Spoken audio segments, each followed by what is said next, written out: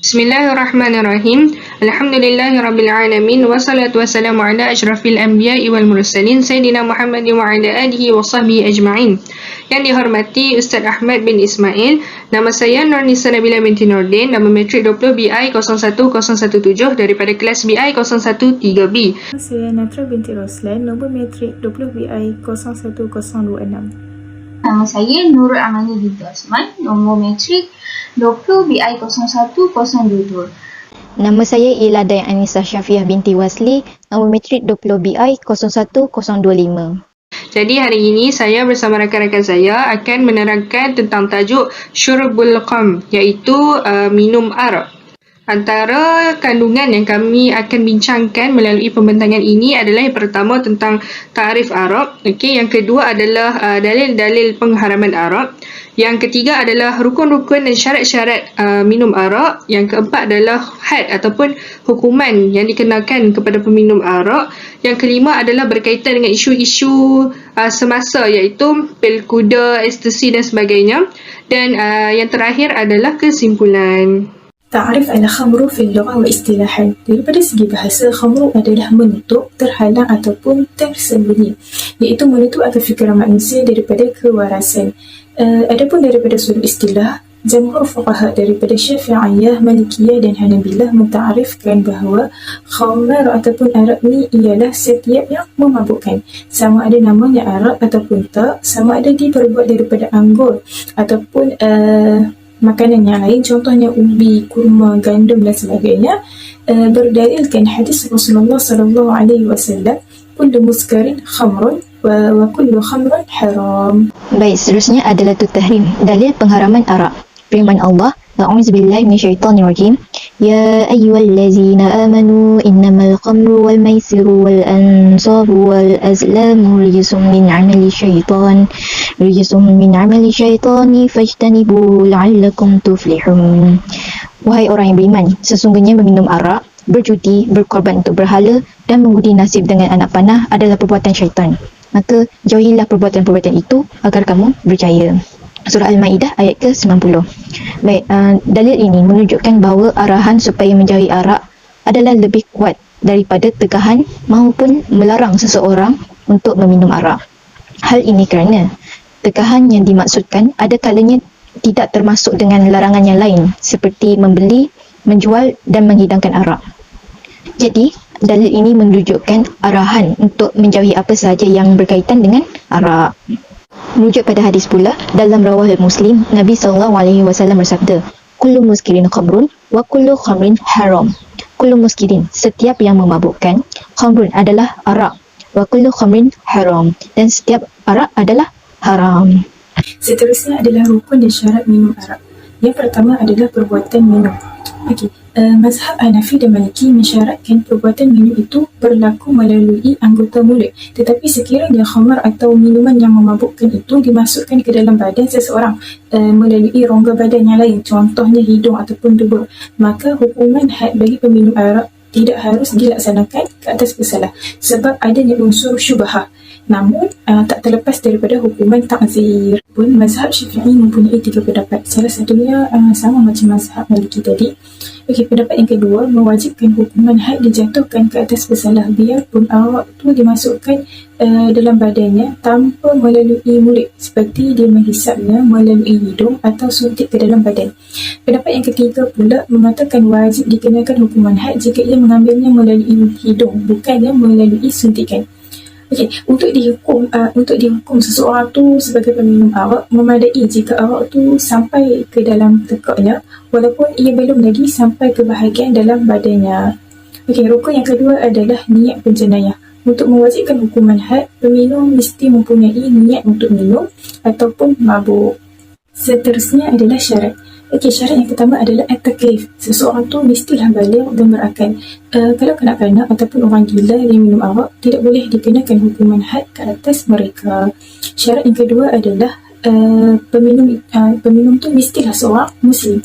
Tidak ada hudud ke atas kafir zimmi ataupun harbi, dan selamat untuk mereka minum. Tapi kalau orang kafir tadi dia minum depan kita, dia minum depan orang Islam, dia boleh kena hukuman tata tertib. Yang ketiga adalah pilihan, kemahuan diri sendiri tanpa dipaksa oleh siapa-siapa pun untuk meminum arak. Jadi siapa yang kena paksa untuk minum arak tak boleh dikenakan hukuman had ke atas dia. Okey, yang terakhir adalah seseorang itu mengetahui pengharaman minum arak. Kalau dia tak tahu pengharaman minum arak ni, maka tidak akan dikenakan hukuman hudud ke atasnya. Tapi kalau seseorang mendakwa dia tak tahu pengharaman minum arak, sedangkan dia orang Islam, dia tinggal di tengah-tengah masyarakat Islam, wajib dikenakan hukuman had ke atas dia. Bismillahirrahmanirrahim. Jadi saya akan menyambung pembentangan daripada kawan saya. Okey, saya akan menerangkan tentang had syurbul qam, iaitu had minum arak. Okey. Jadi ajma'ul ulama ala wujubil had ala syaribil khamrah, iaitu para ulama telah bersepakat bahawa wajib dikenakan hukuman hudud bagi peminum arak ataupun apa-apa yang memabukkan. Okay, secara umumnya, hukuman bagi peminum arak ini disabitkan wajib mengikut sunnah dan disabitkan secara qat'i, iaitu secara pasti. Jadi setelah zaman Rasulullah SAW, para khulafa ar-rasyidin, iaitu para sahabat pula yang meneruskan had kepada peminum arak mengikut pengetahuan mereka dan apa yang telah ditetapkan. Okay, jadi dengan jelasnya di sini disebut had dikenakan kepada peminum arak itu dilihat di dalam sunnah Rasulullah SAW.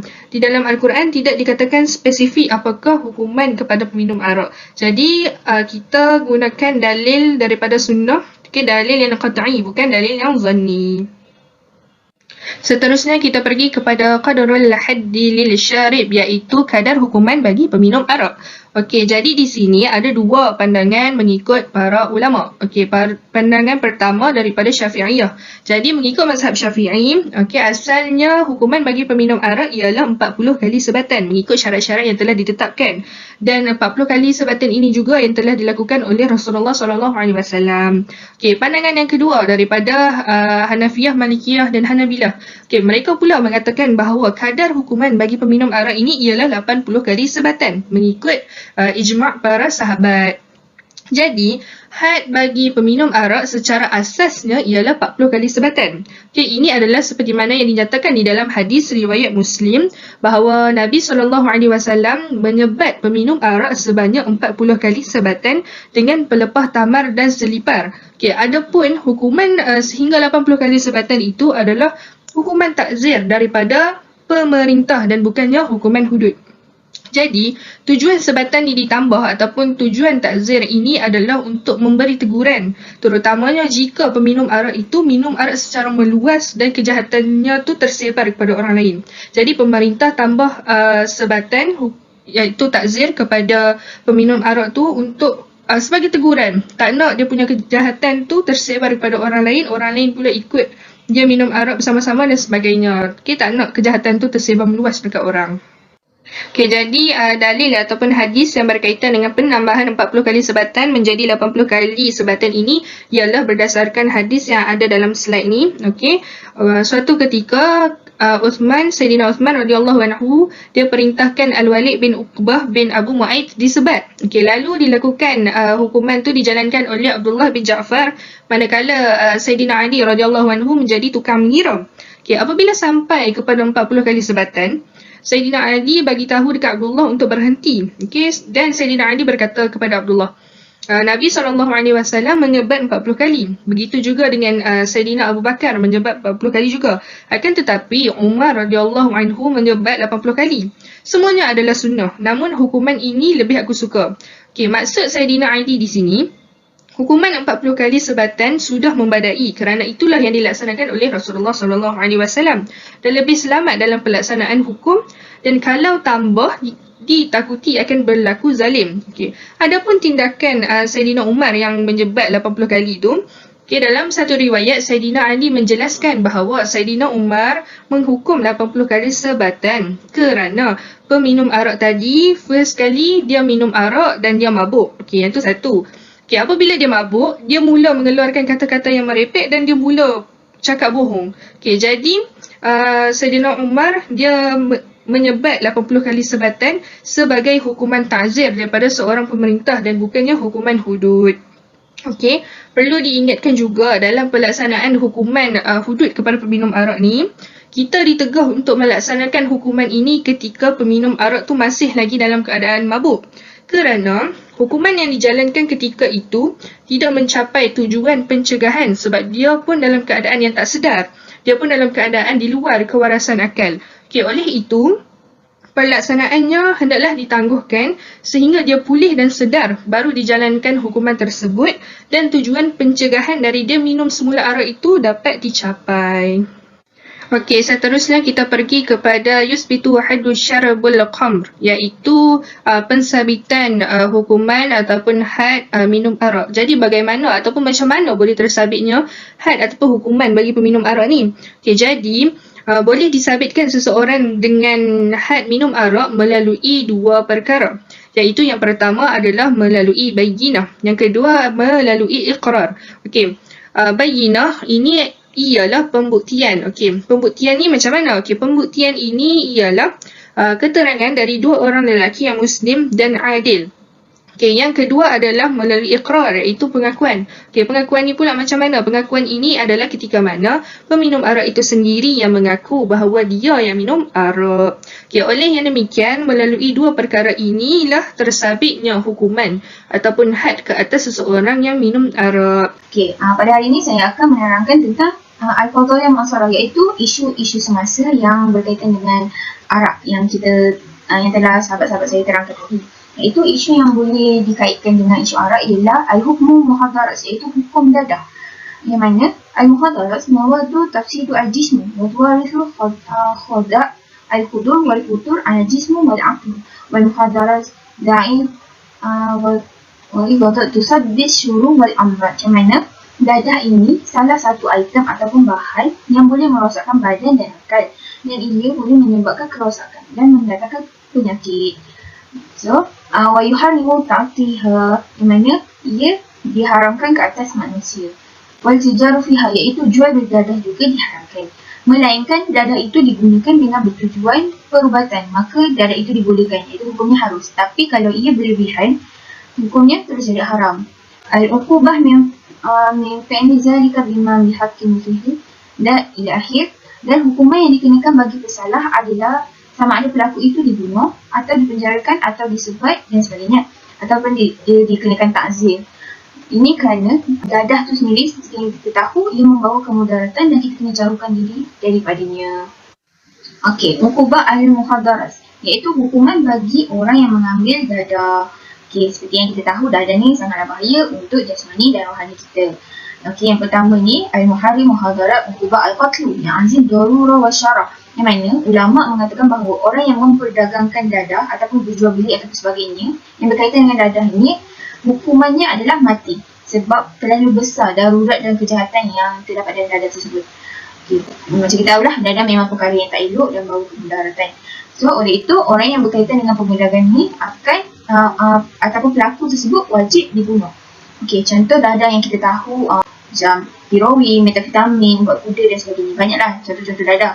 Kalau macam contoh daun ketum ataupun ubat batuk yang kita konsum dia dalam kuantiti yang sedikit, dia tak membawa kepada kemudaratan sebab dalam tujuan perubatan, daun ketum, ubat batuk ni memang untuk menyembuhkan penyakit dan sebagainya lah.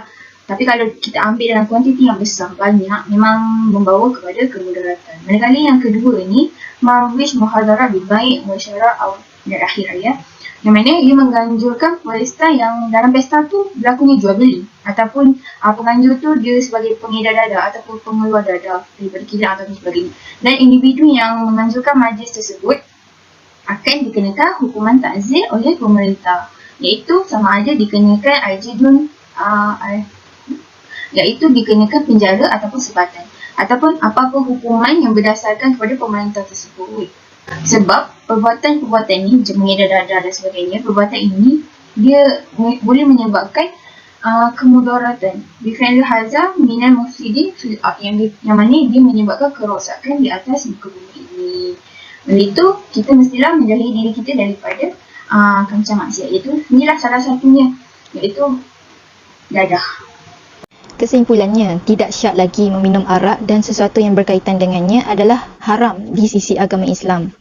Islam melarang umatnya daripada melakukan sesuatu yang memudaratkan diri maupun orang lain akibat sesuatu yang dimakan, apa yang diminum, lalu mengamalkannya akan mendatangkan mudarat atau kesan yang tidak baik kepada seseorang. Jadi, arak telah terbukti menjadi tunjang bagi segala kerosakan masyarakat, perpecahan dan keruntuhan rumah tangga. Jadi, jauhilah arak. Itu saja dari kami. Sekian, terima kasih.